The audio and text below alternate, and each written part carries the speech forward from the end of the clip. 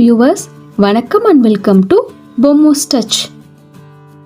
இந்த வீடியோல மண் பானையில ஹைதராபாத் சிக்கன் பிரியாணி எப்படி செய்யறதுன்னு பார்க்கலாம். இந்த பிரியாணி நம்ம நார்மலா செய்யற பிரியாணி மாதிரி இல்லாம இதுல 2-3 லேயர் இருக்கும். பாட்டம் லேயரா சிக்கன்ல ஒரு கிரேவி பண்ணியிருப்போம். அதுக்கு அடுத்த லேயரா ரைஸ் வைப்போம். அப்புறம் சிக்கன் கிரேவி, அப்புறம் ஃப்ரைட் ஆனியன்ஸ் போட்டு இந்த பிரியாணியை எப்படி செய்யறதுன்னு பார்க்கலாம். இன்னும் நீங்கள் பொம்மோஸ் டச் யூடியூப் சேனல் சப்ஸ்கிரைப் பண்ணலாம். ப்ளீஸ் சப்ஸ்கிரைப் பண்ணிட்டு பாருங்கள். கூடவே பக்கத்தில் இருக்க பெல் பட்டனையும் கிளிக் பண்ணிக்கோங்க. அப்போ தான் நான் போடுற வீடியோ நோட்டிஃபிகேஷன் உங்களுக்கு வரும்.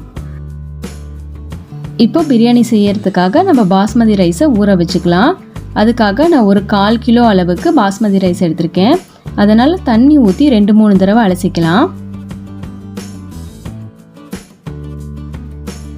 இதை நல்லா வாஷ் பண்ணதும் இதில் தண்ணி ஊற்றி ஒரு 1/4 மணி நேரத்துக்கு ஊற வச்சுக்கோங்க. அதுக்குள்ளே நம்ம சிக்கனில் கிரேவி பண்ணிடலாம். சிக்கன் கிரேவி செய்யறதுக்காக நான் ஒரு மண் சட்டியை வச்சுருக்கேன். அதில் ஒரு 2 டேபிள் ஸ்பூன் அளவுக்கு எண்ணெய் ஊற்றிக்கோங்க. இந்த பாட் பிரியாணி செய்யறதுக்கு மண் பானையை தான் யூஸ் பண்ணுவாங்க. அதில் செய்யும்போது இந்த லேயர்ஸ்லாம் உங்களுக்கு காமிக்க முடியாதுங்கிறதுக்காக நான் மண் சட்டியை வச்சுருக்கேன். எண்ணெய் நல்லா காஞ்சதும் அதில் ஒரு 7-8 லவங்கம், 3 துண்டு பட்டை, 3 ஏலக்காவை போட்டுக்கலாம். இதை நல்லா பொரிய விடுங்க. இது நல்லா பொரிஞ்சாதான் இதோட ஃப்ளேவர்ஸ் எல்லாம் எண்ணெயில் நல்லா இறங்கும். இது நல்லா பொரிஞ்சதும் நீளமாக கட் பண்ண ஒரு பெரிய வெங்காயம், 5 பச்சை மிளகாவை இது மாதிரி கீறி வச்சுருக்கேன். இதையும் எண்ணெயில் சேர்த்து நல்லா வதக்கி விட்டுக்கோங்க. நீங்கள் எந்த பிரியாணி செய்கிறதா இருந்தாலும் ஆனியனை நல்லா வதக்கிக்கோங்க. அதுதான் பிரியாணிக்கு ஒரு நல்ல டேஸ்ட்டை கொடுக்கும். இது நல்லா வதங்கி நல்லா ப்ரௌன் கலரில் வர மாதிரி வதக்கிக்கோங்க. ஆனியன் சீக்கிரமாக வதங்கிறதுக்காக இந்த ரெசிபிக்கு தேவையான அளவுக்கு உப்பு சேர்த்துக்கோங்க. இது நல்லா வதங்கி நல்லா ப்ரௌன் கலரில் வரட்டும். அதுக்குள்ளே நம்ம பாஸ்மதி ரைஸை வேக வச்சுக்கலாம். அதுக்காக கேஸ் ஸ்டவ்வில் ஒரு அகலமான பாத்திரத்தை வச்சுருக்கேன். நான் இன்றைக்கி 1 கப் ரைஸ் எடுத்திருக்கேன். இது அப்ராக்சிமேட்டாக 250 கிராம் இருக்கும். நீங்கள் எந்த கப்பில் ரைஸ் எடுக்கிறீங்களோ அதே கப்பில் 1 கப்புக்கு 5 மடங்கு தண்ணி ஊற்றிக்கோங்க. அந்த தண்ணியில் ஒரு பட்டையை 2ஆக உடச்சி போட்டுக்கோங்க. இது நம்ம வேக வைக்கிற பாஸ்மதி ரைஸ்க்கு நல்ல ஃப்ளேவரை கொடுக்கும். அதோட 3 ஏலக்காய், 2 லவங்கத்தையும் போட்டு இந்த தண்ணியை நல்லா கொதிக்க விடணும். அதனால் மூடி போட்டு வச்சிடலாம். இப்போ ஒரு 5 நிமிஷம் ஆயிடுச்சு. நம்ம மூடியை ஓப்பன் பண்ணி பார்த்துடலாம். பாருங்கள், தண்ணி நல்லா கொதிச்சிருச்சு. இதில் நம்ம ஊற வச்சுருந்த பாஸ்மதி ரைஸை நல்லா வடித்து போட்டுக்கோங்க. அதோட ரைஸ் ஒன்றோட ஒன்று ஒட்டிக்காமல் இருக்க 1 டீஸ்பூன் நெய் இல்லாட்டி எண்ணெய் ஊற்றி இதை நல்லா மூடி போட்டு ஒரு 10 நிமிஷத்துக்கு அப்படியே விட்டுருங்க. நல்லா வேகட்டும். பாருங்கள், அதுக்குள்ளே நம்ம ஆனியனும் நல்லா ப்ரௌன் கலரில் வதங்கி ரெடி ஆகிடுச்சு. இதில் ஒரு 2 டீஸ்பூன் அளவுக்கு இஞ்சி பூண்டு பேஸ்ட்டு போட்டு அதோட பச்சை வாசனையும் போகிற வரைக்கும் நல்லா வதக்கிக்கோங்க.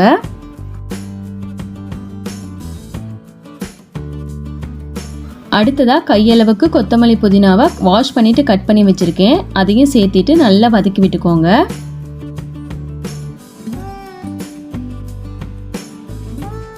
பாருங்கள், கொத்தமல்லி புதினாவும் நல்லா வதங்கி சுருண்டுச்சு.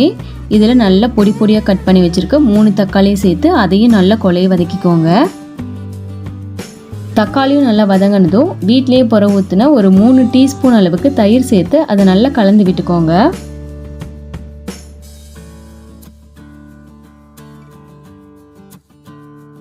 இதோட ஒரு 1/2 டீஸ்பூன் மஞ்சள் தூள், ஒரு 1 டீஸ்பூன் அளவுக்கு மிளகாத்தூள் போட்டுக்கோங்க. ஆல்ரெடி நம்ம காரத்துக்கு பச்சை மிளகாவும் போட்டிருக்கோம், பார்த்து சேர்த்துக்கோங்க. 1 டீஸ்பூன் கரம் மசாலாவும் சேர்த்து இது நல்லா தொக்கு மாதிரி வர வரைக்கும் கலந்து விட்டுக்கோங்க. பாருங்கள், எல்லாம் வதங்கி நல்லா தொக்கு மாதிரி வந்துருச்சு. இதில் ஒரு 3/4 கிலோ சிக்கனை நல்லா வாஷ் பண்ணி எடுத்து வச்சுருக்கேன். அதை சேர்த்துக்கலாம்.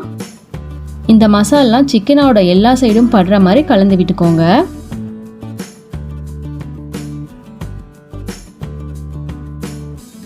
நல்லா கலந்ததும் இந்த சிக்கன் வேகிறதுக்கு தேவையான அளவுக்கு தண்ணி ஊற்றிக்கோங்க.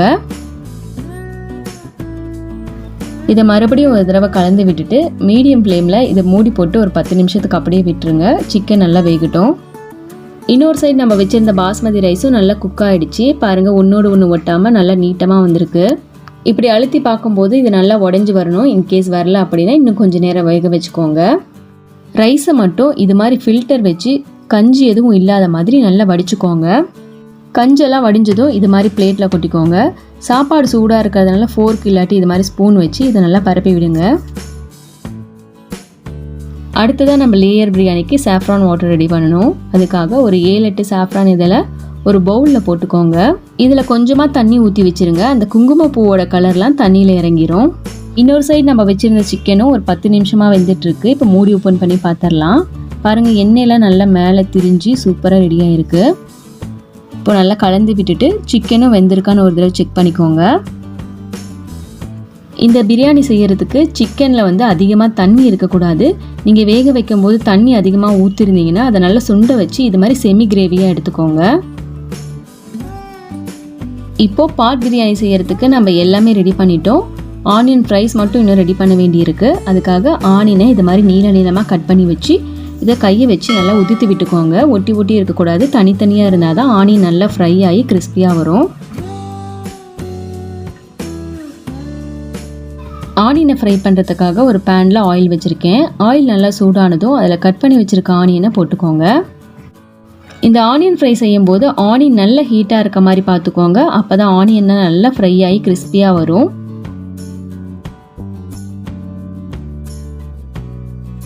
பாருங்கள், ஆனியன் நல்லா ஃப்ரை ஆகி ப்ரௌன் கலரில் வந்துடுச்சு. இது ஆயிலேருந்து எடுத்து ஒரு டிஷ்யூ பேப்பரில் போட்டிருக்கோங்க. அப்போ தான் எக்ஸஸ் ஆயிலாக ரிமூவ் ஆகும். இப்போ பாட் பிரியாணிக்கு தேவையான flavoured basmati rice, onion fries, chicken gravy, saffron water எல்லாம் ரெடி பண்ணியாச்சு. இப்போ நம்ம அரேஞ்ச் பண்ணிடலாம்.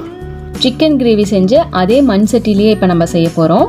ஃபர்ஸ்ட் லேயராக சிக்கன் கிரேவி இருக்க போது, செகண்ட் லேயராக நம்ம ரெடி பண்ணி வச்சுருக்க பாஸ்மதி ரைஸை போட்டுக்கோங்க.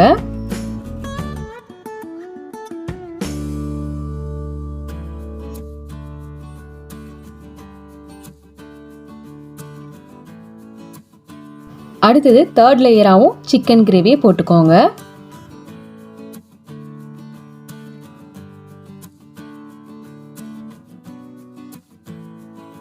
அடுத்தது ஃபோர்த் லேயராக ரைஸ் போட்டுக்கோங்க.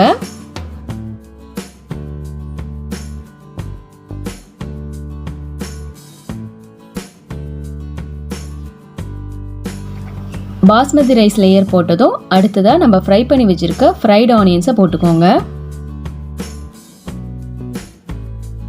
அடுத்த லேயராக தண்ணியில் கலந்து வச்சுருந்த சாஃப்ரான் வாட்டர் போட்டுக்கோங்க. ஃபைனல் லேயராக பொடி பொடியாக கட் பண்ணி வச்சுருக்க கொத்தமல்லியை தூவிக்கோங்க. இந்த பாட்டை ஒரு மூடி போட்டு க்ளோஸ் பண்ணிக்கோங்க. இதை தம்மில் வைக்கிறதுக்காக மைதா மாவில் இது மாதிரி பிசைஞ்சு வச்சுருக்கேன். இதை நல்லா நீட்டமாக இழுத்து விட்டுட்டு மூடியும் மண் சட்டிக்கும் நடுவில் எந்த கேப்பும் இல்லாத மாதிரி நல்லா சீல் பண்ணிக்கோங்க. அப்போ தான் இதில் இருக்க ஸ்டீம்லாம் வெளியில் வராமல் இது ஆவிலேயே நல்லா தம்மில் இருக்கும். பாட்டோட எல்லா சைடும் மைதா மாவில் நல்லா சீல் பண்ணதும் அடுப்பை மீடியம் ஃப்ளேமில் வச்சுக்கோங்க. இப்போ ஒரு பவுல் நிறைய தண்ணி எடுத்து நம்ம மூடி வச்சிருக்க மண் சட்டி மேலே வச்சு இதை ஒரு 10 நிமிஷத்துக்கு அப்படியே தம்லேயே விட்டுருங்க. இது மறக்காமல் லோ ஃப்ளேமில் இருக்கான்னு மட்டும் பார்த்துக்கோங்க. இப்போ ஒரு 10 நிமிஷம் ஆயிடுச்சு. இதுக்கு மேலே இருக்க தண்ணியை மெதுவாக எடுத்துருங்க. அடுத்ததாக நம்ம சீல் பண்ணி வச்சுருந்த அந்த மைதா மாவையும் பொறுமையாக எடுத்து விட்டுருங்க.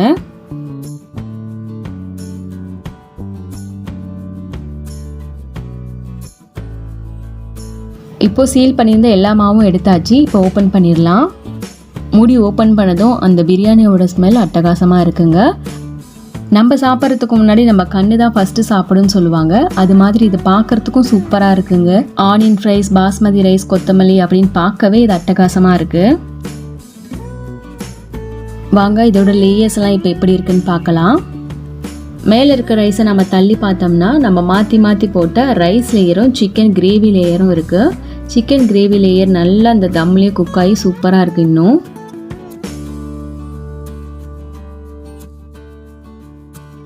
இப்போ இதை சூடாக பிளேட்டில் சர்வ் பண்ணிடலாம். நம்ம ரெகுலராக பிரியாணியை எப்பயும் குக்கரில் இல்லாட்டி பாத்திரத்தில் தான் செய்வோம்.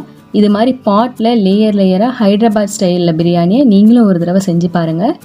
இது நான் பேச்சுக்கு சொல்லலைங்க. எங்கள் வீட்டில் செஞ்சும்போது எல்லாருமே சூப்பராக இருக்குன்னு பாராட்டினாங்க. அதே மாதிரி நீங்களும் உங்கள் வீட்டில் செஞ்சு அசத்துங்க. இந்த பிரியாணி நீங்கள் செஞ்சு பார்த்து அது எப்படி வந்துச்சு, அது எப்படி இருந்துச்சு அப்படிங்கிற ஃபீட்பேக்கை கமெண்ட்ஸில் சொல்லுங்கள். இந்த வீடியோ உங்களுக்கு பிடிச்சிருந்ததுன்னா லைக் பண்ணுங்கள், ஷேர் பண்ணுங்கள், சப்ஸ்கிரைப் பண்ணுங்கள். மறக்காமல் பெல் பட்டனை கிளிக் பண்ணுங்கள். தேங்க்யூ.